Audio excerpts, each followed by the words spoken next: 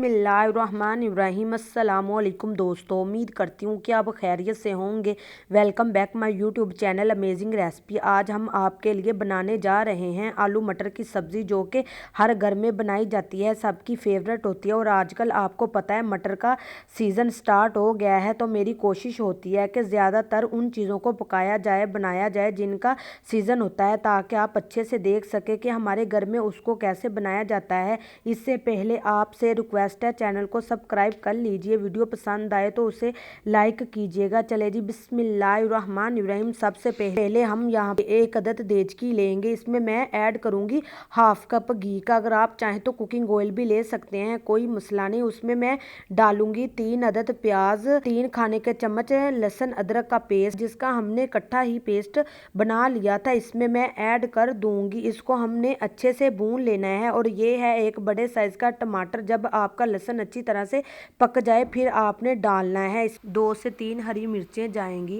इसमें डाल देंगे 1/4 टीस्पून जाएगी हल्दी, और चम्मच जाएगा लाल मिर्च पाउडर का, 1 चम्मच नमक। अभी इसमें इतने ही मसाले ऐड करेंगे। मसाला डालने के बाद मसाले को हम अच्छी तरह से भून लेना है, यहाँ तक कि जो हमारे टमाटर हैं वो भी सॉफ्ट हो जाए। मसाले को अच्छी तरह भूनना चाहिए। इसमें थोड़ा सा पानी भी ऐड करना पड़े तो कर ले। जब तक आप इन चीज़ों को अच्छे से पकाएंगे नहीं, आपकी सब्ज़ी अच्छी बन ही नहीं सकती। तो अब ये है हमारे पास हाफ केजी आलू और हाफ केजी ही मटर, इन दोनों को हम साथ में डाल देंगे। ये देखिए कितने माशाल्लाह खूबसूरत कलर है, बहुत ही प्यारा कलर है। यहाँ पे बहुत ज़रूरी बात कि जब आपने इस तरह मसाले में आलू मटर डाल देने हैं तो इसको कम से कम 4 से 5 मिनट आपने भूनना ज़रूर है, पानी डाले बगैर। इससे क्या होता है कि बहुत अच्छा फ्लेवर आ जाता है आलू के अंदर भी और मटर के अंदर भी। इसी घी में, इसी मसाले के अंदर इसको 4 से 5 मिनट अच्छे से मिक्स करेंगे, भूनेंगे, और फिर इसका फ्लेवर टेस्ट निकलेगा। क्योंकि अगर ऐसे ही मिक्स करने के बाद आपने इसमें पानी डाल दिया तो पानी में